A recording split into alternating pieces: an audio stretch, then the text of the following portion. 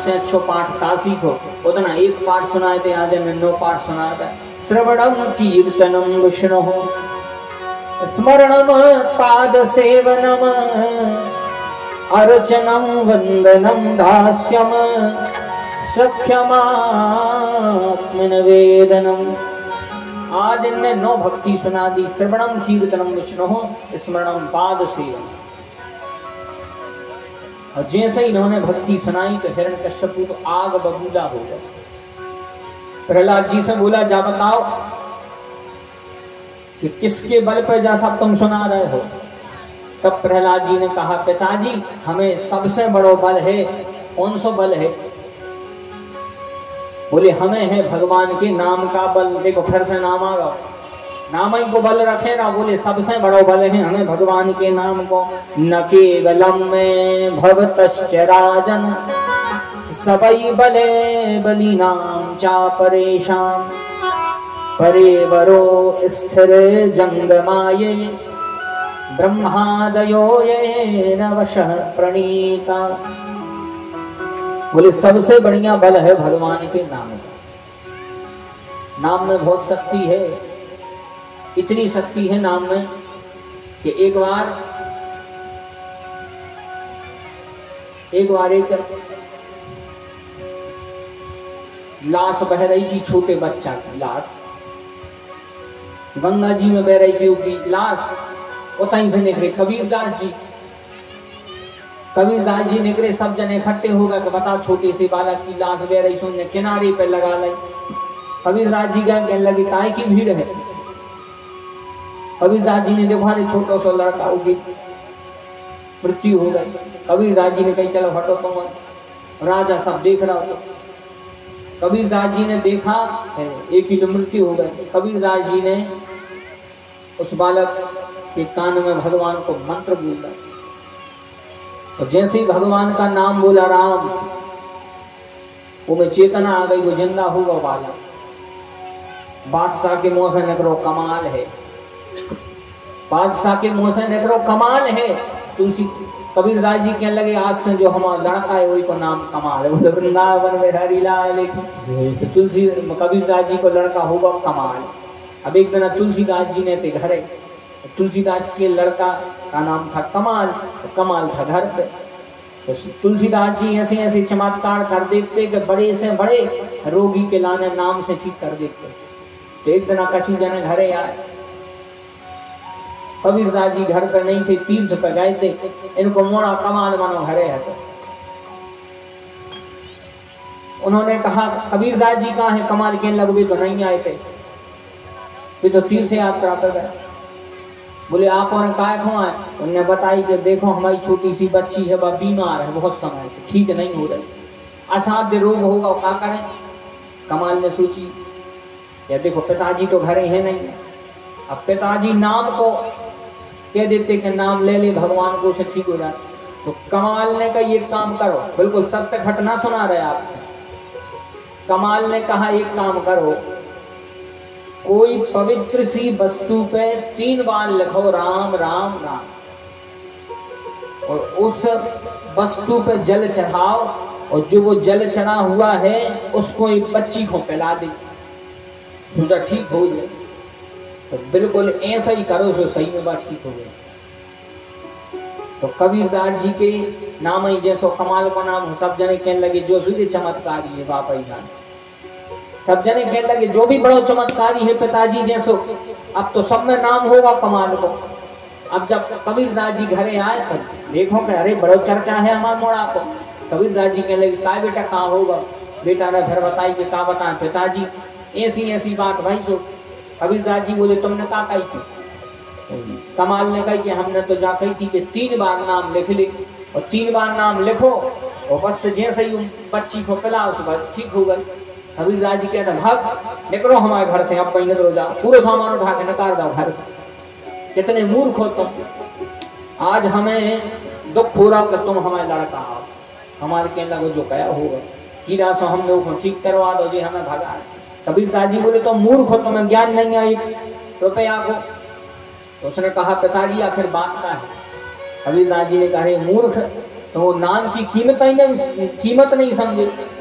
जिस नाम को अकेलो एक अक्षर रा संसार के पूरे दुखों को नाश कर देते हैं, वो नाम को तुमने 3 बार लिखवा लो, वृंदावन बिहारी लाल। वो नाम को तुमने 3 बार लिखवा लो। अरे एक ही बार नाम तो कोई बोल देवे, एक ही बार नाम बोल देवे। एक ही बार बोलने से यह फल है कि जो एक बार नाम बोले और कैसे बोले, भाय कुभाय नख आलस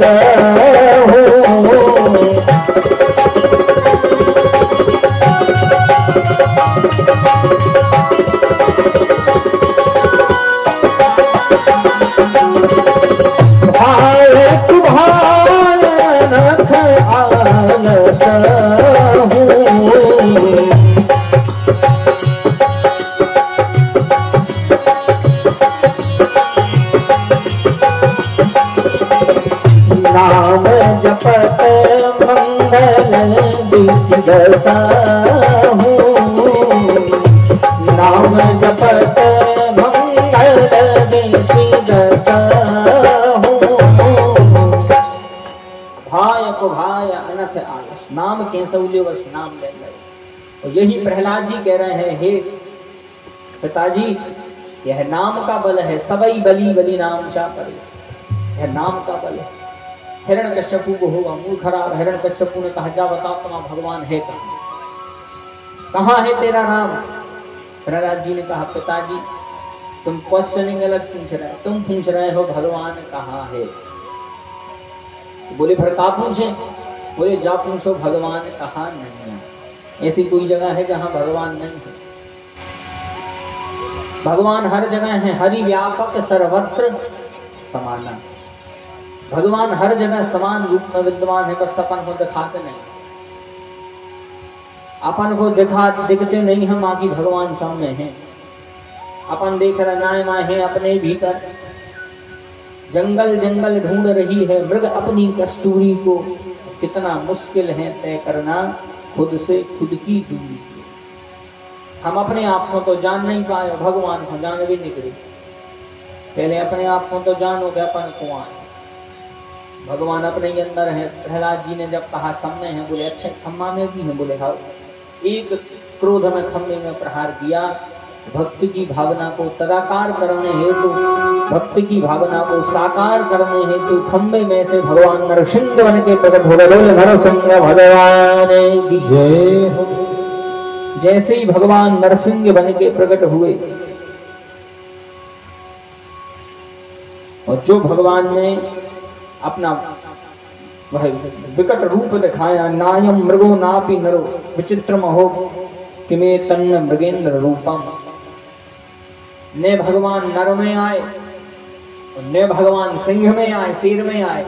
आधे शेर भी बने हैं पूरे नहीं बने, और आधे नर भी बने हैं पूरे नहीं बने। ऐसा नाम होगा नरसिंह। और जो नरसिंह भगवान बन के भगवान ने हिरण्यकश्यपु को पकड़ो जकड़ो गोद में बैठा लिया। अच्छा भगवान नरसिंह कहाँ बैठे, ध्यान से सुनियो, सब अच्छे से कथा सुन रहे। भगवान नरसिंह बैठे हैं हिरण्यकश्यपु को गोद में बैठा के देहरी पे। भगवान नरसिंह देरी पे बैठे हैं हिरण्यकश्यपु को गोद में बैठा के। ऐसे घरों की देरी में भगवान नरसिंह को वास रही। अपने घर में जो देरी वे थे उनमें किसका वास है, भगवान नरसिंह को। यही से घरों में बड़ी बड़ी देरी बनाई जाए। पहले के समय में कितनी अच्छी बड़ी बड़ी देरी बनाती, बड़ी बड़ी देरी और नेची नेची चौखट। अब तो बेजाऊं की चौखट लगाते, जोन चाहे आ रहा हो, जोन चाहे अकड़ में आते एड़ में आते। पहले के समय नेची चौखटें बनाती कि कौन आवे सो झुकते करे, नम्रता से करे। अब सो ऐसी लंबी लंबी चौखटें ने तो अब चौखटें आए, उन्हें अब देरी बची। अब घरों में देरी भी नहीं बने। अब तो जहाँ पक्के मकान बनने लगे, टाइल्स हमारे पक्के मकान जहाँ बनने लगे तो घरों की देरी मिट गई। अब कहाँ बना देरी घर, देरी पे भैया बैठो भी नहीं जाते। कहने लगा कई देरी सास की मूड कहा। अभी तो यही और जाने सास की मूड कहा कि नहीं, अपन ने तो सुनी है भैया, अपनी सुनी सुनी की बात है। तेरी सास की मूड कहा। अब जो तो कहा था कि नहीं नहीं पता, लेकिन देरी भगवान नरसिंह को आसना एक तो पक्को। आजकल घरों में देरी नहीं लगी, आजकल घरों में देरी बनते नहीं है। जितने जो नए नए मकान बन रहे हैं उनमें देरी नहीं बन रही। और जब से आपने अंदाज करो कि जब से घरों में देरी नहीं बन रही हो, आदमी को देरी नहीं लग रही। वृंदावन में हरिलाल कहने लगा क्या फलाने को देरी नहीं लगी, वे तो बीमार हो गए। कहीं फलाने को देरी नहीं लगी, वे तो अस्पताल पहुंचे। फलाने को देरी नहीं लगी, वे तो घरे आ गए।